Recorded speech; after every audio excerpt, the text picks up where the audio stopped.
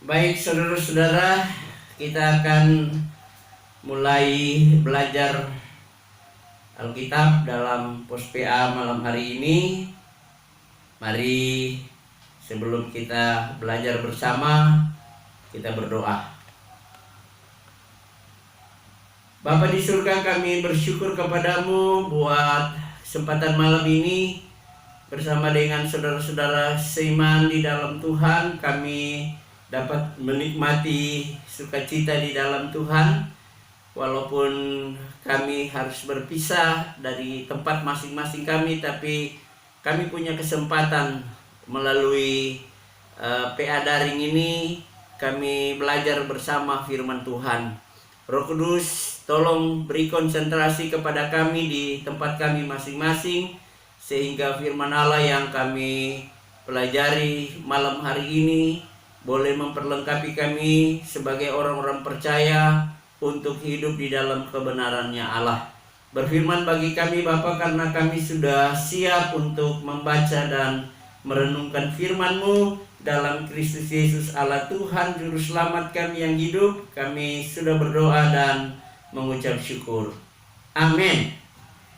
Baik saudara yang dikasihi oleh Tuhan Yesus Kristus, saya mengajak kita membaca dulu dari 1 Timotius pasalnya yang kedua ayat 3 dan 4 sebagai dasar bagaimana kita harus belajar firman Tuhan. Ya, mari kita baca bersama-sama dari 1 Timotius pasalnya yang kedua ayatnya yang ke-3 dan ayat ke-4. 1 Timotius 2 ayat 3 dan ayat 4. Saya mengajak kita membaca bagian ini secara bersama-sama. 1 Timotius pasalnya yang ke-2 ayat 3 dan 4, demikian firman Tuhan. Itulah yang baik dan yang berkenan kepada Allah Juru Selamat kita, yang menghendaki supaya semua orang diselamatkan dan memperoleh pengetahuan akan kebenaran. Saudara-saudara yang dikasihi oleh Tuhan Yesus Kristus, kita bersyukur bahwa kita semua yang hadir malam hari ini, yang ada di malam hari ini, yang mengikuti pos PA, saya percaya kita semua udah punya jaminan kepastian keselamatan, karena ada dua kehendak Allah terbesar yang Allah inginkan terjadi dalam kehidupan orang-orang percaya atau dimiliki oleh orang Kristen. Yang pertama adalah dari sekian banyak kehendak Allah, ada dua kehendak Allah yang terbesar. Yang pertama adalah supaya semua orang diselamatkan. Itu yang pertama. Jadi Allah menghendaki supaya semua orang diselamatkan. Bagaimana caranya? Bahwa Allah telah datang di dalam dunia menjadi manusia di dalam Kristus Yesus, untuk tujuannya adalah mati di kayu salib untuk mengampuni segala dosa manusia.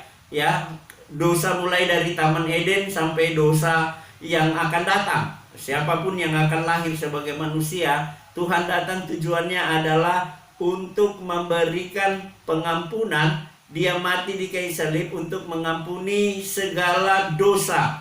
Dengan matinya Yesus sebagai Tuhan dan Juru Selamat, Dia mengampuni dosa kita dengan darahnya, Dia menebus dosa kita dengan darahnya. Dan kebangkitan Kristus itu memberikan kemenangan kepada kita, sehingga Alkitab mencatat kepada kita bahwa karena Yesus sudah mengerjakan pekerjaannya, jadi Allah menghendaki supaya semua orang diselamatkan, maka Allah sendiri yang akan mengerjakan keselamatan bagi kita, karena tidak ada satu orang pun di dunia ini yang dapat menyelamatkan diri dengan caranya. Sehingga itu Allah datang dengan caranya. Jadi manusia sudah jatuh dalam dosa, dan upah dosa adalah maut. Alkitab mengatakan di dalam Roma 3 ayat 23, semua orang telah berbuat dosa dan telah kehilangan kemuliaan Allah. Roma 6 ayat 23 bilang upah dosa adalah maut. Artinya bahwa tidak ada lagi kesempatan bagi manusia dengan cara apapun untuk bisa dapat memperoleh hidup kekal.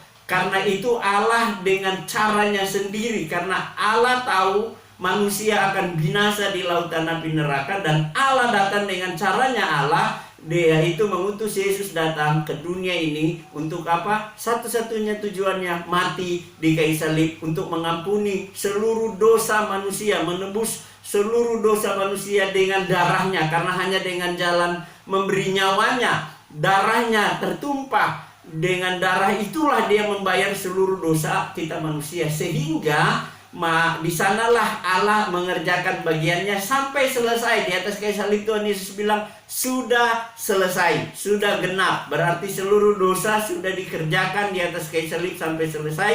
Sehingga ketika Yesus dikubur 3 hari kemudian dia bangkit. Kebangkitan yang memberikan kemenangan bagi kita dan memberikan jaminan bagi kita. Sehingga ketika orang percaya Yesus sebagai Tuhan dan Juru Selamat, hari ini dia diselamatkan. Nah, itu yang bagian pertama. Saya sedikit menjelaskan ini bahwa Allah menghendaki supaya semua orang diselamatkan. Jadi siapa saja yang mau buka hati menerima Yesus, percaya sungguh-sungguh, menyadari dia orang berdosa, mengakui dosanya di hadapan Tuhan, dan dia mau buka hati mengundang Yesus sebagai Tuhan dan Juru Selamat secara pribadi, dia diberi jaminan hidup yang kekal. Yohanes 3:16. Ya, siapa saja yang percaya kepadanya tidak binasa, melainkan beroleh hidup yang kekal. Yohanes 1 ayat 12 bilang, tapi semua orang yang menerimanya diberinya kuasa supaya menjadi anak-anak Allah, yaitu mereka yang percaya dalam namanya. Siapa saja yang percaya dan menerima Yesus sebagai Juru Selamatnya pribadi, dia mendapatkan jaminan hidup kekal.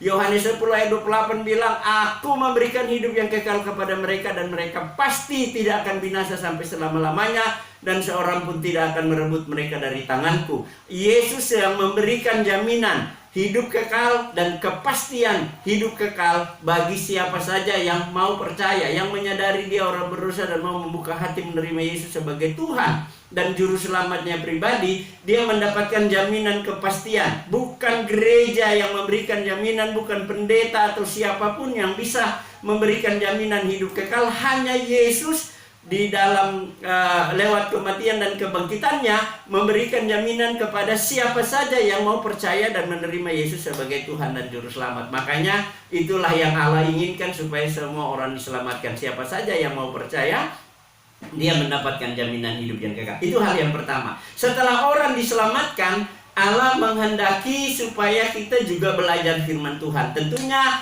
orang yang sudah diselamatkan untuk dapat memahami apa kehendak Allah dan rencana-rencana Allah, program-program Allah bagi kehidupan manusia, maka dia harus belajar. Tanpa belajar Alkitab, kita tidak akan bisa memahami apa kehendak Allah dalam kehidupan orang-orang percaya. Karena itu saudaraku yang kekasih, malam ini salah satu bagian untuk belajar Alkitab, kita akan belajar firman Tuhan dengan metode belajar teologi dispensasi. Teologi dispensasi adalah salah satu metode pembelajaran Alkitab dari Kejadian sampai Wahyu, untuk kita bisa dapat memahami Allah, kehendaknya, dan setiap programnya Allah bagi dunia, mulai dari sejak penciptaan, Kejadian pasal 1, sampai pada berakhirnya dunia di Wahyu pasal 22. Selesai di sana kita akan belajar. Dari lewat pos PA, setiap hari Kamis saya mengajak saudara-saudara untuk terus ada di setiap hari Kamis bersama daring ini. Kita akan belajar firman Tuhan supaya kita bisa memahami apa kehendak Tuhan, kita ada berdiri di mana, kita bisa memahami kehidupan kita dengan baik dan menjalani hidup tentunya sesuai dengan kehendak Allah. Baik saudara yang kekasih di dalam Tuhan, di dalam kita belajar, jadi kita akan belajar teologi dispensasi. Saya mulai dengan pengantar dalam belajar apa saja ya. Di dalam belajar semua orang untuk bisa dapat mengetahui sesuatu tentunya dia harus belajar. Ya, orang tanpa belajar dia tidak akan pernah memahami apapun dalam kehidupannya ya. Jadi di sini saya mau katakan bahwa yang pertama, dalam kita belajar kita akan menemukan kegagalan jika kita tidak punya metode yang tepat di dalam metode yang tepat dan pengaturan yang tepat. Jadi belajar apa saja, orang tidak akan pernah bisa memahaminya. Dia akan gagal dalam setiap belajarnya kalau dia tidak punya metode yang tepat atau pengaturan yang tepat di dalam belajar. Nah, demikian juga dengan pada saat kita belajar firman Tuhan. Saudaraku yang kekasih, dengan kita Allah memerintahkan ya, Allah memerintahkan untuk semua orang berusaha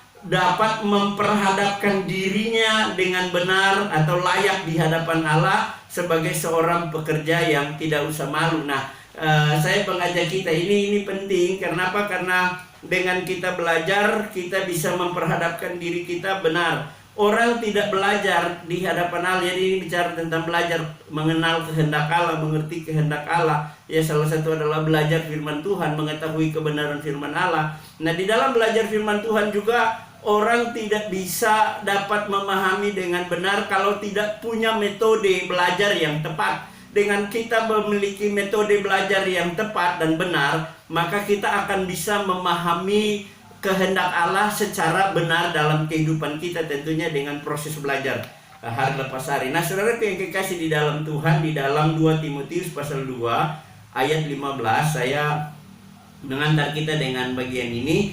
Di sana dikatakan 2 Timotius 2 ayat 15, katakan, usahakanlah supaya engkau layak di hadapan Allah sebagai seorang pekerja yang tidak usah malu, yang berterus terang memberitakan perkataan kebenaran itu. Usahakanlah supaya engkau layak di hadapan Allah. Jadi bagaimana supaya kita berlayak di hadapan Allah, supaya kita berkenan di hadapan Allah, ya, maka kita harus belajar. Kata usaha dalam terjemahan bahasa Inggris itu dikatakan study to show, belajarlah, ya. Jadi kata usaha yang tepat adalah belajar, karena belajar juga adalah usaha. Jadi kalau bilang usaha itu terlalu banyak, banyak sekali usaha. Tetapi ketika kita ke poinnya, yang Allah inginkan adalah belajarlah, ya, belajarlah supaya engkau memperhadapkan diri layak di hadapan Allah sebagai seseorang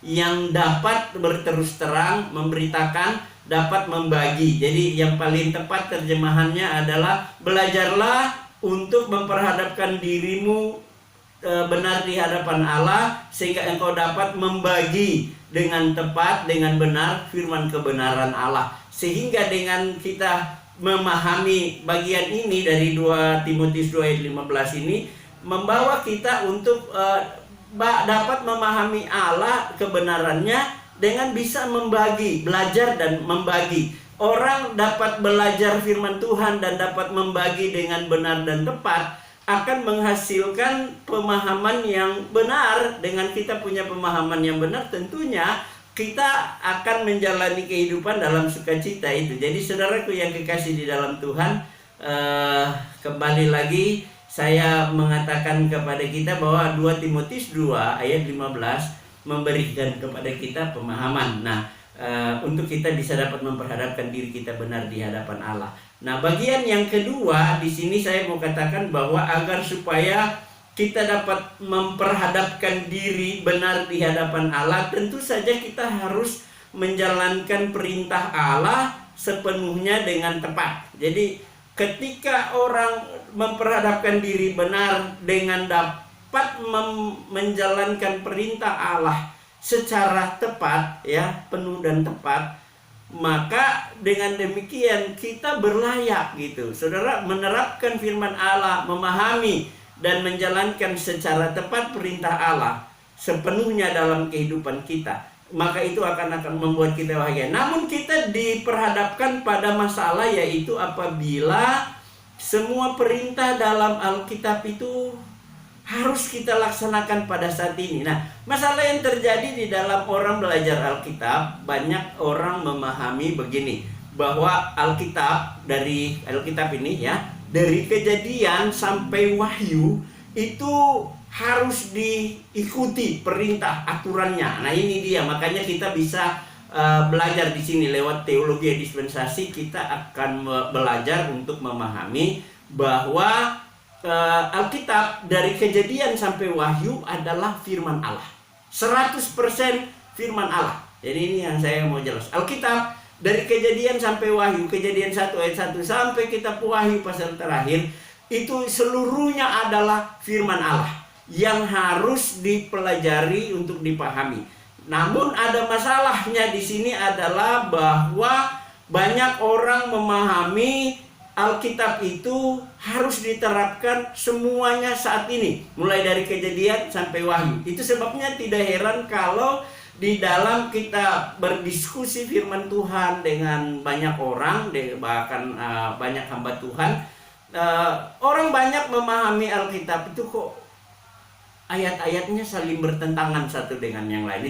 Itu banyak orang memahami seperti itu. Jadi sehingga itu orang bingung belajar Alkitab karena bingungnya kenapa? Mau menerapkan yang mana? Dari Kejadian 1 sampai dengan kitab Wahyu, kalau itu mau diterapkan hari ini, untuk dilakukan hari ini, maka saudara akan mengalami kebingungan karena kelihatannya, ya tanda petik ini saya katakan. Makanya saya di awal tadi saya katakan bahwa Alkitab dari Kejadian sampai Wahyu adalah firman Allah, seluruhnya firman Allah, ya.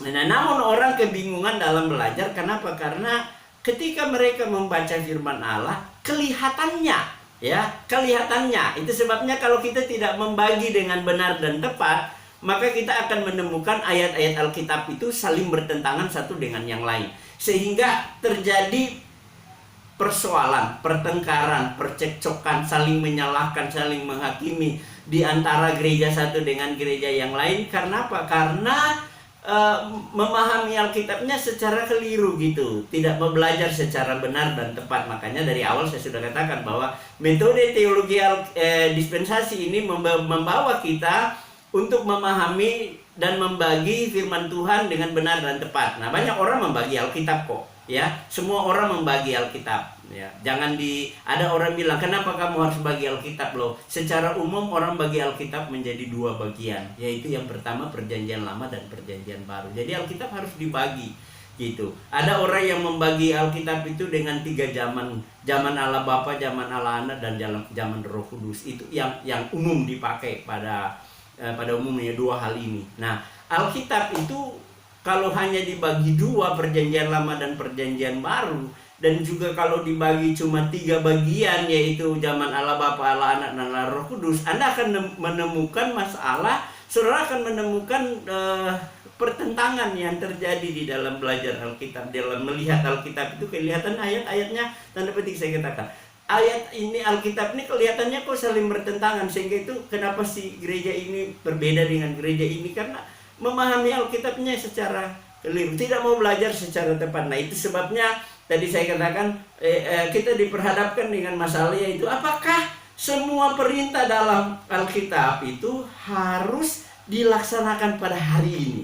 Nah, ketika Anda memahami Kejadian sampai Wahyu harus diterapkan atau dilaksanakan sampai hari ini semuanya, disitulah persoalannya, disitulah masalahnya, disitulah kita akan menemukan bahwa ternyata ayat Alkitab saling bertentangan. Sehingga itu orang mengatakan Alkitab kita sudah dipalsukan, Alkitab kita itu tidak benar, Alkitab kita itu dibuat-buat dan lain sebagainya. Nah, mengapa? Karena orang tidak punya metode mempelajari Alkitab secara benar dan tepat. Nah, saya mau kasih tahu kepada saudara semua bahwa di dalam belajar teologi dispensasi membawa kita untuk memahami Alkitab, membagi dengan benar dan tepat, sehingga kita tidak akan pernah menemukan ayat-ayat Alkitab itu saling bertentangan. Saya mau katakan bahwa ayat-ayat Alkitab dari Kejadian sampai Wahyu itu seperti mata rantai, dia saling kait satu dengan yang lain. Jadi tidak ada yang bertentangan. Dia berjalan bersama. Tinggal kita mampu membagikannya, kemudian kita memetakannya, ya, menaruh di posisinya, di tempatnya. Salah satu bagian dari teologi dispensasi adalah memetahkan. Ini ada di mana, ini berlaku untuk siapa, berlaku kapan, sehingga dengan kita belajar seperti ini akan mempermudah kita memahami maksud dan kehendak Allah dalam setiap dispensasi atau setiap zaman di dalam Alkitab. Baik, ini saudara pengantar yang saya ingin bawakan kita ke sana untuk bisa memahami. Nah, sebagai contoh itu orang-orang memahami bahwa ayat-ayat Alkitab itu kelihatannya saling bertentangan. Kalau kita tidak dapat membagi dengan tepat dan benar, saya memberi salah satu contoh ya. Banyak contoh di dalam Alkitab, tapi salah satu contoh adalah kita akan membandingkan ayat-ayat Alkitab tentang peraturan tentang makanan ya.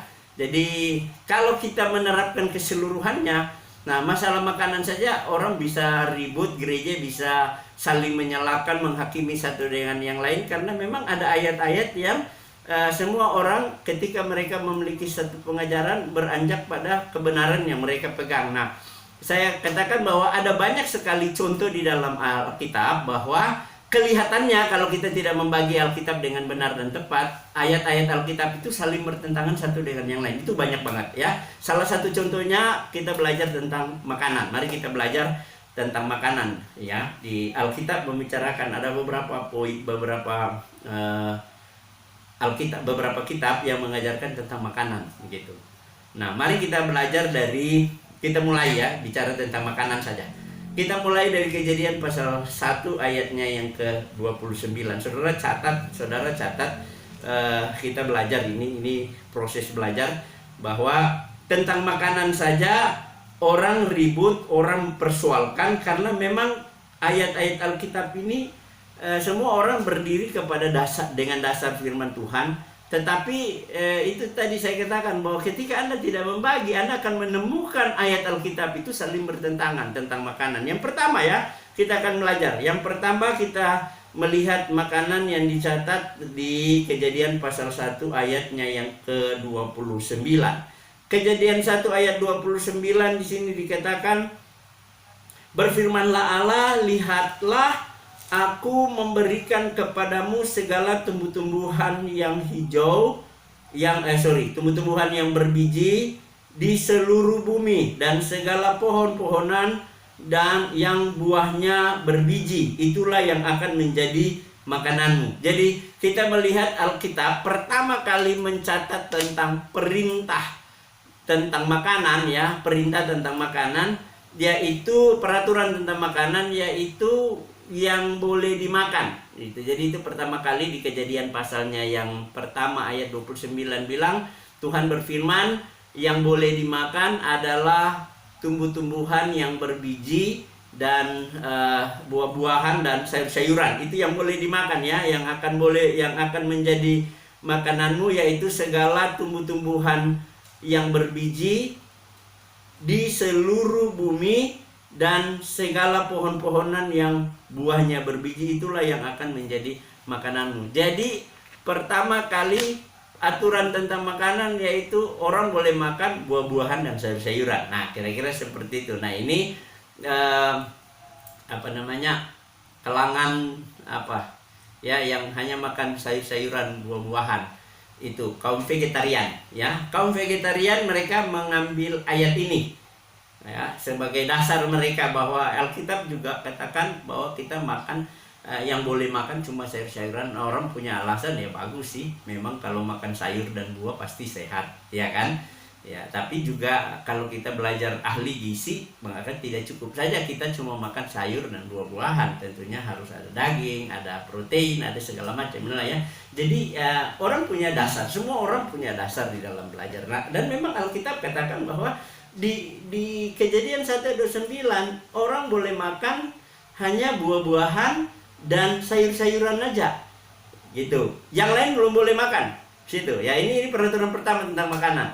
Yang lain yang boleh makan yaitu buah-buahan dan sayur-sayuran, yang lain belum boleh makan. Itu bagian yang pertama yang kita lihat. Nah, masih di dalam kitab yang sama kita akan menemukan perintah lain lagi tentang makanan ya. Kita baca Kejadian pasal 3 ayatnya yang keempat. Jadi tadi Kejadian 1 ayat 29. Sekarang kita melihat masih di Kejadian pasalnya yang ketiga, ayatnya yang Kejadian 9 ayat 3 dan 4. Saya salah. Kejadian pasal 9 ayat 3 dan 4. Saya baca lagi bagian ini, Kejadian 9 ayat 3 dan 4 ini. Segala yang bergerak, yang hidup akan menjadi makananmu.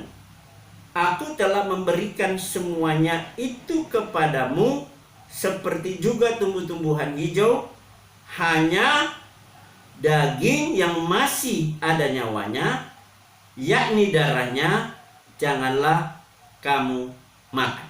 Nah, jadi kita lihat dari dua ayat ini, dua bagian firman Tuhan, masih di kitab yang sama. Kejadian 1 ayat 29 katakan bahwa yang boleh dimakan hanyalah sayur-sayuran dan buah-buahan, tumbuh-tumbuhan hijau dan buah-buahan. Itu ya, itu yang boleh dimakan, ya. Tapi ketika kita masuk kepada Kejadian pasal 9 ayat 3 dan 4, lain lagi ceritanya. Ya, Kejadian 9 katakan bahwa semua yang bergerak, yang hidup boleh menjadi makananmu. Nah, dua ayat ini kelihatannya udah bertentangan. Masih di dalam kitab yang sama, masih di dalam kitab Kejadian, kita sudah melihat pertentangan. Mana yang kita mau pegang? Makan sayur-sayuran dan buah-buahan sajakah? Atau kita makan semua yang bergerak, yang hidup, gitu ya. Jadi ini ketika masuk ke Kejadian 9, ternyata semua yang bergerak, yang hidup diizinkan Tuhan untuk dimakan. Nah, itu kan sudah jadi masalah bagi kita kalau kita tidak punya metode untuk membagi dengan benar dan tepat. Maka kita melihat, wah ternyata Alkitab sendiri kok saling bertentangan nih, kok seperti ini. Bagaimana kita mau belajar kalau sudah di awal saja masih di kitab yang sama, kita udah melihat pertentangan-pertentangan. Bagaimana kita bisa memahami kehendak Allah dengan benar? Ya ini itu banyak orang. Jadi saya mewakili pikiran banyak orang ketika mereka membaca ayat-ayat yang kelihatannya saling bertentangan seperti ini, membuat orang berhenti. Malas kita belajar Alkitab, sudah jauh. Kenapa? Karena belajar Alkitab baru di awal kita udah temukan ayat-ayat yang kelihatannya saling bertentangan, dan seperti ini kan jadi masalah bagi kita. Mana yang kita mau pegang? Makan semua boleh kah? Atau hanya boleh sayur-sayuran dan buah-buahan saja? Oke, itu baru dua, saudara. Ya, ini sebenarnya saya kasih contoh bahwa di dalam Alkitab itu banyak kelihatannya ayat-ayat saling bertentangan. Nah, kalau saudara tidak punya metode membagi dengan tepat, ini yang menjadi masalah. Hal yang ketiga, masih dengan makanan ya. Kita masih contohnya di makanan. Hal yang ketiga yaitu kita buka di Imamat pasal 11. Imamat pasal 11 itu, ya saya tidak mau kita mengajak kita baca semua deh, karena terlalu panjang ya. Imamat pasal 11 itu ada berapa ayat? Ada 47 ayat, terlalu panjang. Jadi kalau saya baca malam ini semuanya, maka akan jadi masalah bagi kita. Waktu kita tidak cukup di dalam belajar ini. Jadi saya mau mengajak saja dari sekian banyak ya. Di Imamat pasal 11 banyak sekali makanan yang dilarang, banyak sekali binatang yang dilarang. Nah, Kejadian 9 tadi sudah diizinkan Tuhan, semua yang bergerak, yang hidup boleh menjadi makananmu, juga tumbuh-tumbuhan dan buah-buahan itu ya tentunya. Sekarang di Imamat pasal 11 ada pembatasan gitu. Imamat pasal 11 ada banyak binatang yang tidak boleh dimakan gitu. Saudara bacalah ya. Jadi PR bagi saudara-saudara yang belajar malam hari ini atau yang mendengar apa yang saya sampaikan di dalam proses belajar malam ini. Di dalam Imamat pasal 11 itu ada banyak sekali binatang yang tidak boleh dimakan. Salah satu ini adalah binatang favorit yang kalau kita baca ini, waduh, bagaimana ya, jadi tanda tanya gitu. Ada orang baca ini langsung berhenti makan binatang ini. Nah, Imamat 11 ayatnya yang ke-7. Saya mau ajak kita baca ayat 7 aja ya. Banyak, semua boleh, nanti baca di rumah, bikin list apa-apa saja yang boleh dimakan dan binatang-binatang apa saja yang tidak boleh dimakan. Ini semua ada dicatat di dalam Imamat pasal 11 ini. Tapi saya mau mengarahkan kita di satu ayat saja, di ayat 7. Di sana dikatakan demikian juga babi hutan demikian juga babi hutan, karena memang berkuku belah, yaitu kukunya berselah panjang, tetapi tidak memama biak. Haram itu bagimu. Jadi saudara yang kekasih, sekali lagi saya baca. Perhatikan baik-baik, saya baca sekali lagi.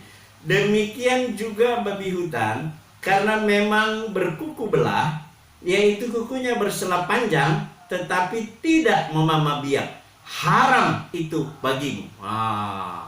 Saudara, makan babi ternyata haram di jadi di sini masalahnya, makan babi ternyata haram. Ya, Imamat pasalnya yang ke-11 ayat 7 bilang babi itu haram. Nah, kalau di terjemahan Alkitab terjemahan baru ini dibilang babi hutan, ya kan? Tapi terjemahan asli, kalau terjemahan lama juga masih dibilang babi saja. Kenapa? Alasannya mau hutan mau di rumah sama aja, ya.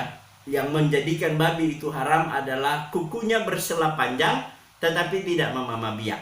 Itu haram. Beda dengan sapi, beda dengan domba, beda dengan kambing. Nah, kita perhatikan sama, kakinya, kukunya berselah. Jadi yang suka biasa makan daging babi, makan RW, nah hati-hati dengan ayat ini. Ya, yang suka makan RW dengan daging babi itu hati-hati, karena kakinya berselah panjang tetapi dia tidak memama biak gitu. Nah, binatang-binatang yang kakinya berselah panjang tidak memama biak itu haram. Yang memama biak itu yang tidak haram. Jadi sama, kakinya berselah ya, dia berselah seperti ya, begini. Nah, tapi dia tidak memama biak. Kalau sapi, domba, kerbau, lembu itu mereka makan isi di usus besar. Kemudian setelah penuh usus besarnya, dia duduk di bawah pohon, dia muntah lagi dan dia mengunyah sampai halus, ya. Yang dia kunyah halus, nah itu yang akan dia kirim ke ususnya, usus kecil, sampai akhirnya bisa jadi daging dan yang nggak penting jadi kotoran. Nah, seperti itu yang tidak haram, tetapi babi itu haram, saudara. Nah, sampai di sini orang akan semakin bingung, kalau begitu kita sudah salah makan babi. Nah, kalau menurut ayat ini makan babi haram. Deh ya. Sekali lagi, menurut Imamat pasal 11 ayat 7, babi itu haram. Jadi ketika saudara makan daging babi, maka saudara makan binatang haram.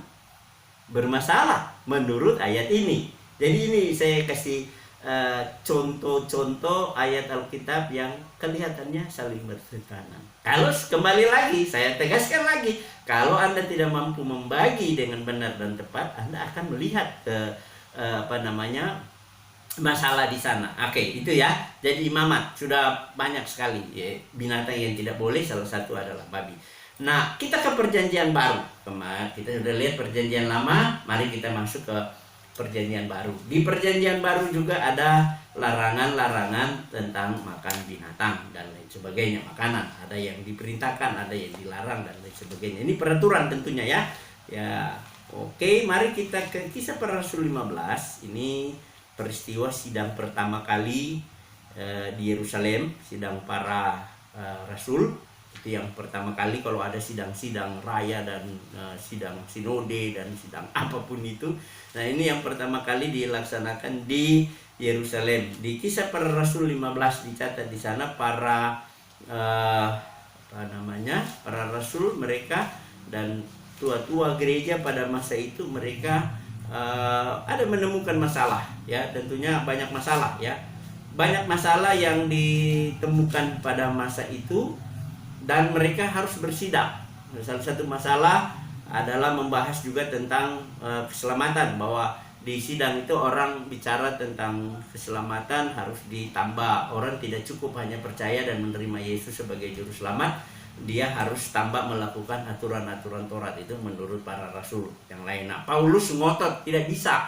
Persoalan keselamatan tidak boleh ditambah oleh apapun dan tidak boleh digabung oleh apapun. Hanya keselamatan itu hanya ini harga mati yang nggak bisa ditawar-tawar, yaitu percaya, menerima Yesus, mengaku dosa, sadari orang berdosa kita, mengaku dosa kita, dan membuka hati, percaya bahwa darah Yesus tertumpah di kayu salib membasuh, menebus, mengampuni, membenarkan segala dosa kita, dan kita buka hati terima Yesus, undang Yesus dalam doa sebagai Tuhan dan Juru Selamat. Hanya itu toh Anda diselamatkan, tidak pakai yang lain. Yohanes 3:16 itu jelas ya.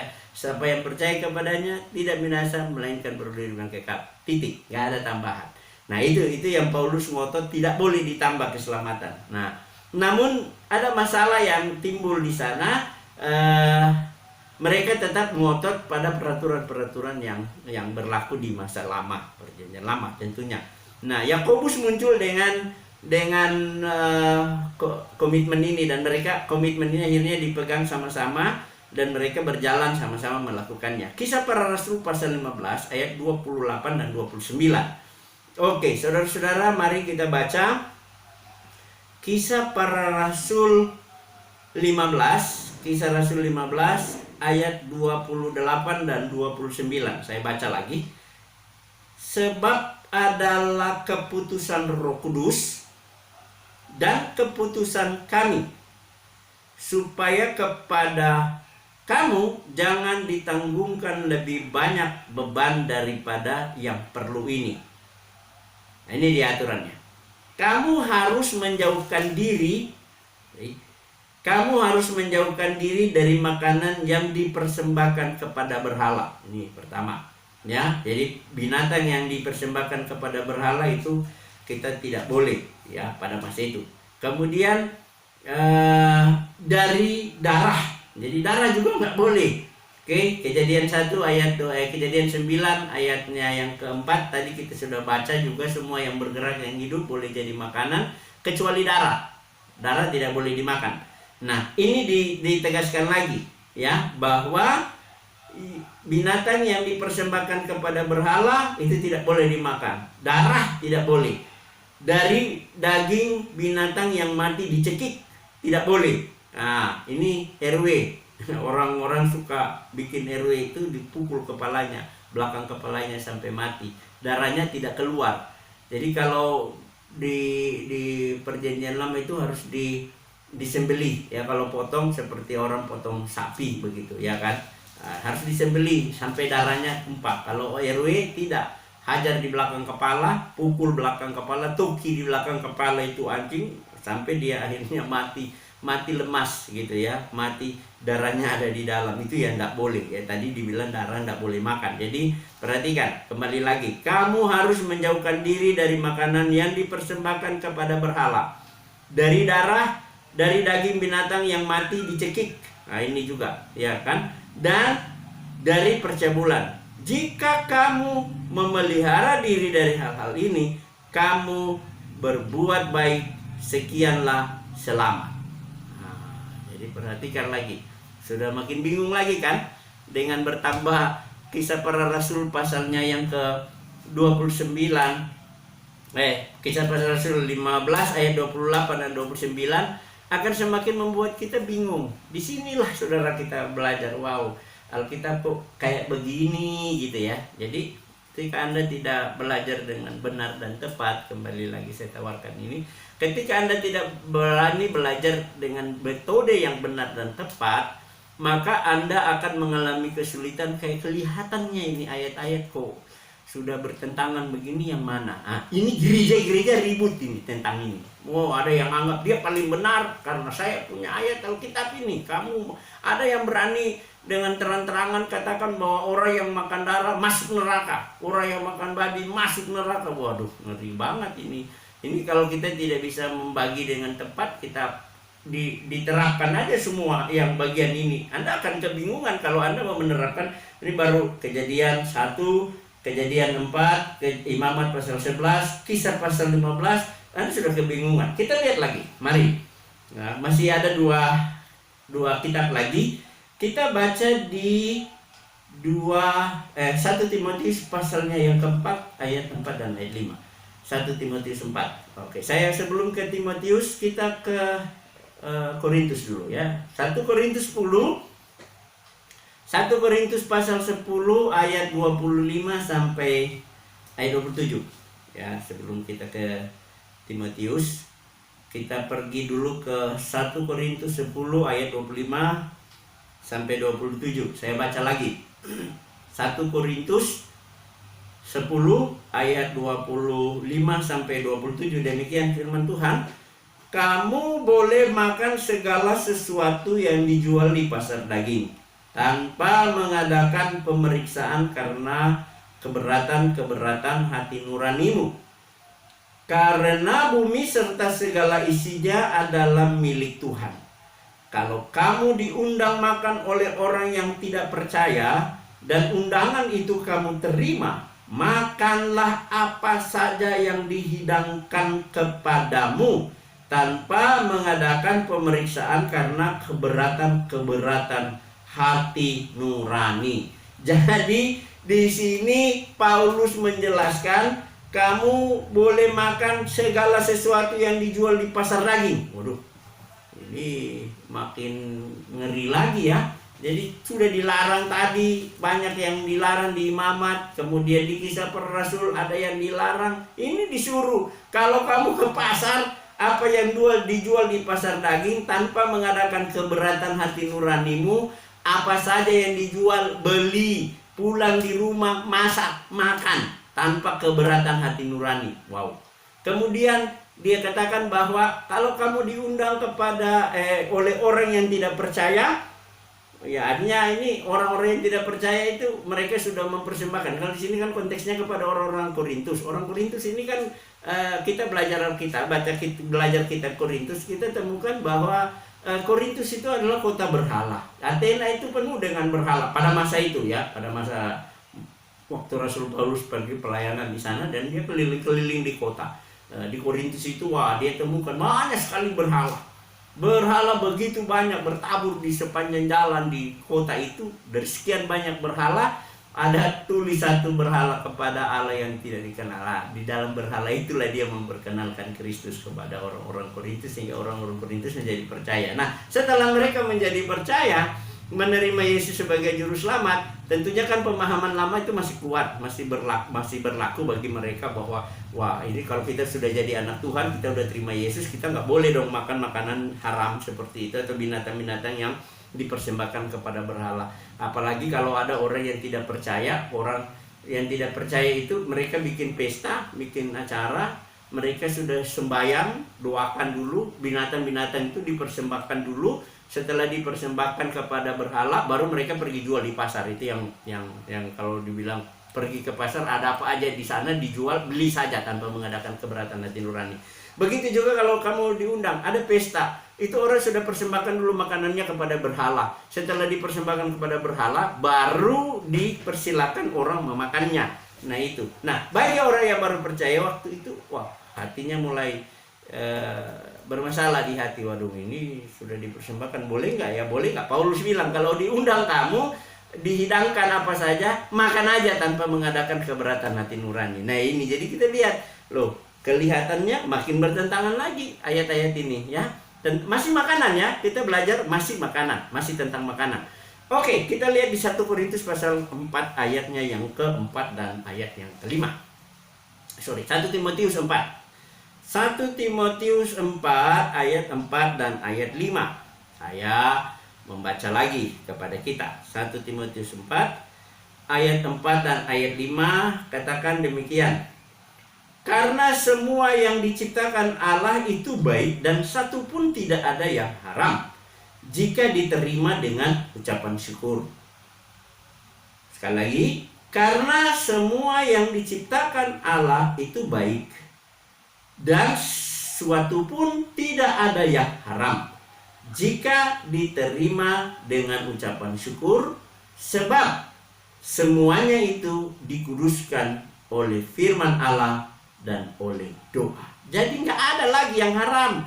Ya, semua yang diciptakan Allah itu baik dan tidak ada satupun yang haram jika diterima dengan ucapan syukur. Oke, jadi kita lihat dari Kejadian 1 ayat 29, Kejadian 9 ayat 3 dan 4, Imamat pasal 11 ayat 7, dan juga ada ayat-ayat yang lain banyak. Kemudian Kisah Para Rasul pasal 15 ayat 28 dan 29, dan 1 Timotius 4 ayat 4 dan 5, kemudian 1 Korintus 10 ayatnya yang ke-25 sampai 27. Kalau kita mau menerapkan itu hari ini, nah ini itu yang penjelasan saya di atas tadi, di awal tadi, bahwa banyak orang memahami bahwa Alkitab dari Kejadian sampai Wahyu, semua perintah, semua aturan itu harus dijalankan hari ini. ketika Anda baca tentang makanan, kita belajar tentang makanan hari ini, yang terjadi adalah kita menemukan masalah. Ya, dari beberapa kitab ini, 1, 2, 3, 4, 5 kitab ini, kita sudah melihat ada masalah tentang makanan. Itu sebabnya, saudaraku yang kekasih, perlunya kita belajar teologi dispensasi, yaitu di mana kita bisa dapat membagi dengan benar dan tepat firman Allah, sehingga ketika kita bisa dapat menempatkannya atau membaginya dengan tepat, kita memperhadapkan diri kita benar di hadapan Allah, layak di hadapan Allah sebagai seorang yang bisa berterus terang atau dapat membagi dengan tepat dan benar, sehingga kita tidak menemukan masalah-masalah. Ini kan masalah, saudara sudah menemukan, melihat masalah di dalamnya. Ya, apa yang saya tulis hari ini, inilah masalahnya. Dan masalah ini jadi masalah banyak gereja. Jadi kita perlu belajar. Dengan belajar ini akan membuat kita menentukan ada di bagian mana kita. Kita mau menerapkan yang mana ini? Apakah kita mau menerapkan Kejadian 1 ayat 29 atau Kejadian pasal 9 ayat 3 dan 4, atau Imamat pasal 7, Imamat pasal 11, atau Kisah Rasul pasal 15, atau 1 Korintus dan 1 Timotius. Mana yang kita mau terapkan dalam hidup ini? Gitu. Kalau semua kita mau ambil, semua kita mau praktekkan, kacau balau. Anda akan menjadi orang yang paling stres dalam hidup ini, karena Anda akan menemukan masalah ketika ini semua harus diterapkan hari ini, dipraktekkan hari ini. Nah, ini. Jadi ini contoh-contoh baru pembuka ya. Kita belum masuk kepada pembelajaran dispensasi secara ini, kita baru lihat pembukaannya untuk kita boleh memahami tentang teologi dispensasi. Nah, bagian yang ketiga yang kita harus pelajari malam ini, yaitu dengan demikian jelaslah pada kita bahwa untuk belajar Alkitab kita harus menggunakan metode belajar yang tepat. Nah, itu yang berkali-kali berulang-ulang saya sampaikan di penjelasan saya tadi, bahwa untuk belajar Alkitab kita harus menggunakan metode belajar yang tepat agar kita terhindar dari kebingungan atau kesalahan dalam menerapkan ayat-ayat Alkitab dalam hidup kita. Itu. Jadi dengan kita dapat memiliki metode belajar yang tepat, kita terhindar dari kebingungan dan kesalahan dalam menerapkan ayat-ayat firman Tuhan atau Alkitab dalam kehidupan kita. Itu ya. Nah, kemudian metode yang tepat dan belajar Alkitab dalam belajar Alkitab adalah, sekali lagi, metode yang tepat dalam belajar Alkitab adalah dengan cara membagi Alkitab sesuai dengan dispensasinya. Nah, ini yang kita mau pelajari ke depan ya. Malam ini saya hanya memberikan penjelasan awal untuk kita masuk kepada pembelajaran metode belajar Alkitab sesuai dengan dispensasi. Oke, next. Kemudian bagian keempat, kata dispensasi berasal dari kata oikonomia ya, dalam bahasa Yunani.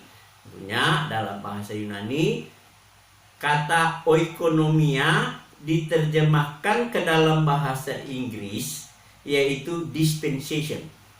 Tuh, kalau kita baca di King James Version atau Authorized Version, kita akan menemukan kata dispensasi di sana.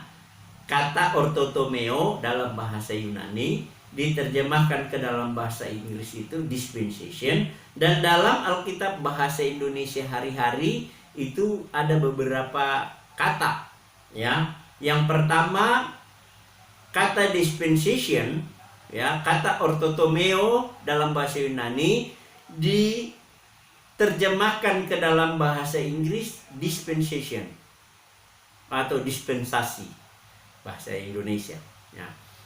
Ke bahasa Indonesia dari Inggris, kata dispensasi di bahasa Inggris diterjemahkan ke bahasa Indonesia menjadi pertama, tugas penyelenggaraan. Di Efesus pasal 3 ayat 2 dan ayat 9 ada kata tugas penyelenggaraan. Kemudian Kolose 1 ayat 25 di sana ada kata tugas penyelenggaraan. Kemudian juga di dalam 1 Korintus 9 ayat 17 kata yang identik dengan dispensation adalah administration. Itu di dalam terjemahan Inggris ya, di bahasa Inggris itu selain ada kata dispensation, ada juga kata administration ya. Ada kata dispensasi, ada kata administrasi atau stewardship. Nah, pengertiannya adalah penata layanan atau fellowship. Tuh, ya. Jadi sekali lagi nanti ayat-ayat ini dibaca aja deh ya, supaya tidak terlalu banyak waktu. Anda baca di rumah. Kata tugas penyelenggaraan itu ada di Efesus 2 ayat Efesus 3 ayat 2 dan 9, kemudian Kolose 1 ayat 29 ayat 25, 1 Korintus 9 ayatnya yang ke-17.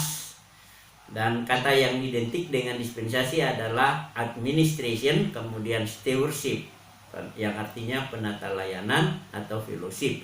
Nah, yang kelima, bagian yang kelima, teologi dispensasi berbicara mengenai pengaturan. Jadi harus dipahami. Teologi dispensasi sekali lagi berbicara tentang pengaturan, penata layanan, penyelenggaraan atau administrasi rumah tangga Allah di sepanjang zaman atau di sepanjang dispensasi. Jadi sekali lagi ya, bagian kelima. Teologi dispensasi berbicara mengenai pengaturan atau penata layanan atau penyelenggaraan atau administrasi rumah tangga Allah di sepanjang zaman, mulai dari Kejadian, mulai dari Taman Eden, Adam dan Hawa, sampai kepada berakhirnya dunia ini. Nah, itu jadi dispensasi berbicara mengenai pengaturan, penata layanan, penyelenggaraan atau administrasi rumah tangga Allah di sepanjang zaman yang ditulis dari mulai Kejadian 1 sampai kitab Wahyu. Itu dia. Jadi kita belajar Kejadian pasal 1 mulai sampai kitab Wahyu, itu semua berbicara tentang penata layanan, peraturan, pengaturan atau penata layanan atau penyelenggaraan atau administrasinya Allah. Jadi saya percayalah di dalam kehidupan kita ya, di rumah tangga kita semua juga punya aturan ya. Hidup ini ada aturannya. Di mana-mana orang punya aturan. Mulai dari unit paling kecil dari rumah tangga. Kemudian kita kepada keluarga yang besar, ke gereja, kemudian ke lingkungan masyarakat, pemerintah. Semua punya aturan. Tidak ada orang yang hidup tanpa aturan. Apalagi Allah. Manusia saja punya keteraturan. Masa Allah nggak punya keteraturan? Wah, kalau Allah nggak punya aturan, ya, maka dunia ini saya tidak tahu jadi seperti apa. Ya, kita tidak dapat bayangkan dunia ini betapa kacaunya kalau Allah nggak punya administrasi atau punya administrasinya Allah. Jadi punya aturan-aturan. Itu sebabnya Kejadian dari Alkitab dari Kejadian sampai Wahyu adalah aturan atau buku administrasinya Allah untuk mengatur rumah tangganya Allah. Dunia ini adalah rumah tangganya Allah, miliknya Allah. Sehingga dia harus punya penata layanan yang baik ya. Dia menyelenggarakan administrasi yang tepat, yang baik di sepanjang zaman, di sepanjang sejarah, sehingga kita melihat dari dulu orang hidup dengan keteraturan. Kita sendiri punya keteraturan karena memang Allah punya keteraturan untuk itu. Dan orang yang melanggar aturan kacau. Sama seperti ini toh. Saudara ada di rumah, kita tidak bisa bertemu muka dengan muka, kita hanya bertemu di layar ini. Kenapa? Karena memang ada aturan pemerintah yang tidak boleh Anda berkumpul. Kalau kita berkumpul hari ini, kita ibadah, belajar bersama hari ini, polisi datang tangkap dan kita akan diproses secara hukum karena kita langgar aturan gitu. Ya, bukan polisi larang orang beribadah, tetapi kondisi ini yang membawa kita, kondisi ini yang membuat pemerintah harus melindungi kita. Mengapa mereka buat aturan ini? Karena tujuannya untuk melindungi kita agar kita tidak terserang atau tersengat atau kita tidak terpapar dengan corona ini, sehingga pemerintah membuat aturan untuk kita tidak keluar. Apalagi mulai besok sampai hari Minggu itu orang disuruh untuk berdiam di rumah selama 3 hari, tidak ada yang keluar, tidak ada yang bikin kegiatan-kegiatan. Nah, saya tidak tahu waktunya ini sampai kapan. Nah, tapi kita tunduk aja lah.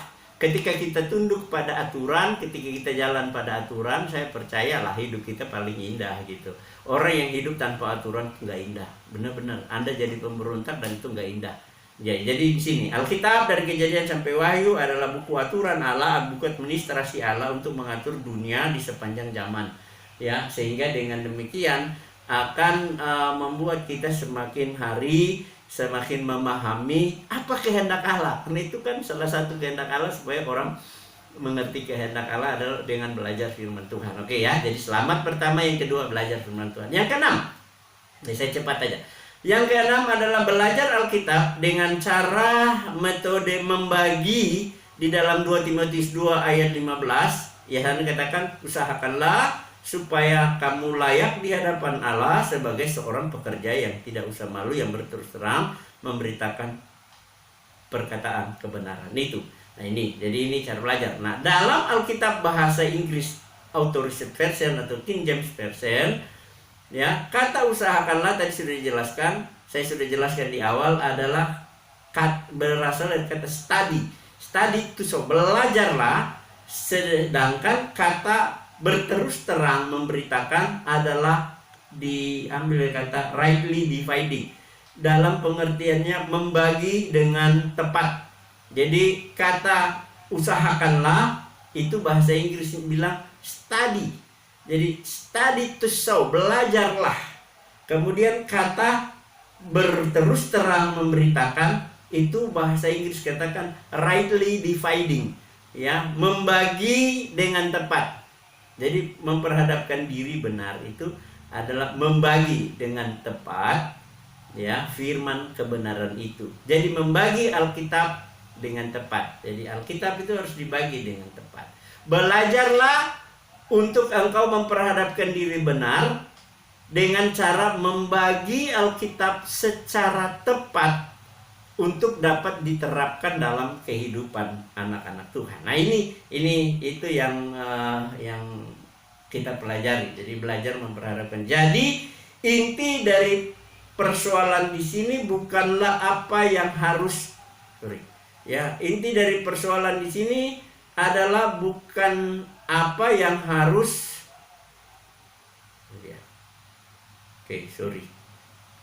Ini cepat sekali dia langkah. Ya, jadi intinya adalah bukan apa yang harus dibagi. Jadi kemudian yang ketujuh adalah cara membagi dengan tepat. Semua orang dalam belajar Alkitab, ya, pasti akan membagi Alkitab. Apakah dia bagi 2, yaitu perjanjian lama, perjanjian baru saja, atau dia membagi 3, dan pembagian itu mereka sebut dengan zaman Allah Bapa, Allah Anak, Roh Kudus. Saya sudah jelaskan di awal tadi, ya. Nah, saudaraku yang kekasih, jadi inti persoalan di sini bukanlah apakah kita harus membagi Alkitab, sebab semua orang pasti membagi Alkitab. Nah, melainkan yang menjadi pertanyaan adalah bagaimana cara membagi dengan tepat. Nah, itu yang harus kita pertanyakan gitu. Juga bukan pertanyaan kenapa harus membagi Alkitab. Semua orang sudah membagi. Tetapi kita harus bertanya bagaimana membagi Alkitab secara tepat dan benar. Itu kata rightly dividing tadi, ya. Oke, atau bahasa Yunani bilang orthotomeo. Oke, nah penelitian secara seksama dan cermat oleh para teolog sebelum kita pada masa dulu-dulu, ya, ada John Nelson Darby. Penelitian Nelson ini juga sudah dikenal Ya, ini si Derby ini namanya John Nelson Derby. Ada Bullinger, ada Scofield, ada J.C. O'Hare, kemudian ada Charles Tam, ada Charles Baker. Kemudian mereka ini menemukan dari petunjuk Alkitab itu sendiri bahwasanya Alkitab mulai dari Kejadian sampai Wahyu itu terbagi atas 7 kurun waktu atau 7 dispensasi. Nah, ini dia yang kita mau belajar. Jadi para teolog di atas ini yang ada John Nelson Derby, ada Bullinger, ada Scofield, ada J.C. O'Hare, kemudian ada Stam, ada F. Becker. Mereka ini para teolog. Mereka menemukan petunjuk dari Alkitab yang ada di tangan kita, ya. Alkitab kita ini, bahwa Alkitab dari Kejadian sampai Wahyu itu terbagi atas 7 bagian atau 7 kurun waktu atau 7 dispensasi. Ini yang akan kita pelajari ke depan, saudaraku. Ya, menarik. Nah, banyak orang membagi cuma 2, membagi 3, tetapi orang-orang yang hebat ini, para teolog ini, mereka menemukan Alkitab itu dibagi dalam 7 kurun waktu atau 7 dispensasi. Nah, ini yang perlu kita pahami, kita pelajari, supaya dengan belajar ini kita semakin hari semakin cerdas, semakin pintar, semakin luar biasa kita bisa membagi Alkitab dengan tepat dan benar. Nah, dengan yang ke-8 adalah dengan menggunakan metode dispensasi, kita akan menemukan 2 sifat kebenaran dalam Alkitab. Yang pertama, bahwa Alkitab dari Kejadian sampai Wahyu memiliki sifat kebenaran bersifat horizontal. Yang kedua, kebenaran bersifat vertikal.